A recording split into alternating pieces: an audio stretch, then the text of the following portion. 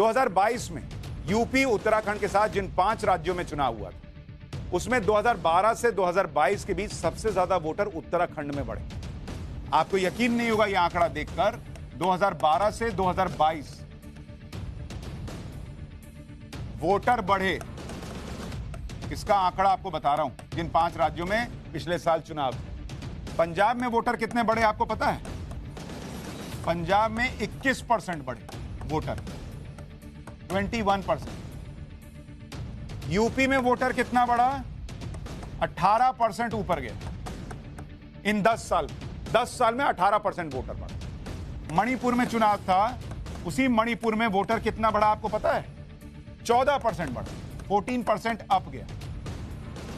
गोवा में चुनाव था, गोवा में कितना बढ़ा? 13% बढ़ा। अब आपको जो आंकड़ा बताता हूं वो जरा ध्यान से सुनिएगा।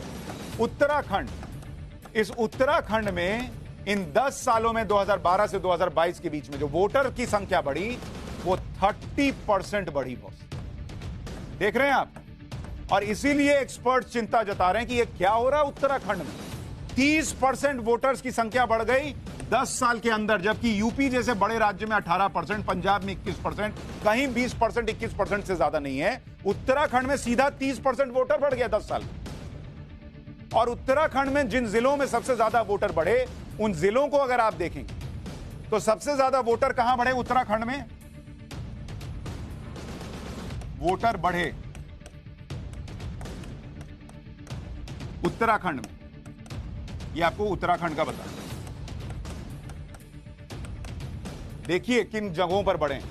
उधम सिंह नगर, जिन 4 जिलों का आपको बता रहा था अभी नाम, जिनके लिए कहा गया कि डेमोग्राफी बहुत तेजी से चेंज हुई है, वहां वोटर कितने बढ़े? 43% बढ़ गए, 43%। देहरादून, एक और जिला जिसके बारे में आपको कहा कि वहां की डेमोग्राफी बदलने को लेकर चिंता है, वहां 41% वोटर बढ़ गए 10 साल में, 41%। नैनीताल, यहां पर 32% वोटर बढ़ गए। इसी नैनीताल में हल्द्वानी आता है। ये वही जिले हैं जिनके बारे में कुछ देर पहले मैंने आपको बताया था कि वहां पर डेमोग्राफी काफी तेजी से बदलने के दावे किए जाते हैं और सरकार चिंतित है। अब सवाल यह है कि जिस उत्तराखंड में बड़े पैमाने पर पलायन हुआ, वहां वोटर कैसे बढ़ रहे हैं बॉस? सवाल तो यह है ना, जिस राज्य को लोग छोड़ कर जा रहे हैं, कुछ लोग कह सकते हैं कि भाई दूसरे जगह से लोग आए और यहां उत्तराखंड में बस गए।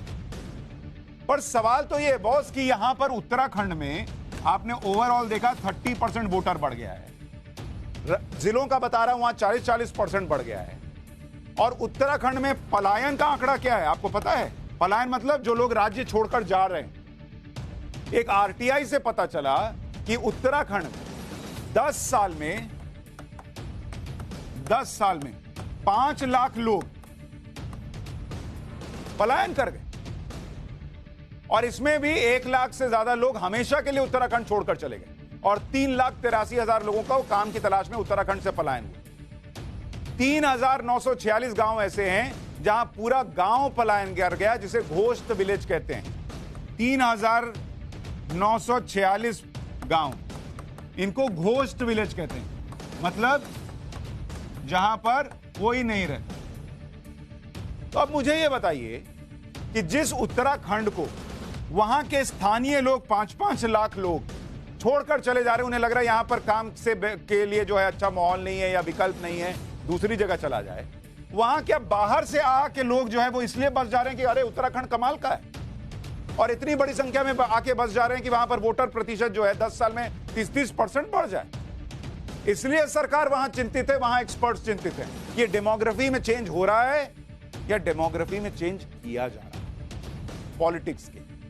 और इसलिए मैंने कहा कि जो हो रहा है वो एक बड़ा विषय है, जिसपे सिर्फ हल्द्वानी के लिहाज से नहीं, बड़े स्तर पर चर्चा होनी चाहिए कि क्या हो रहा है, क्यों हो रहा है और नेता क्या कर रहे हैं।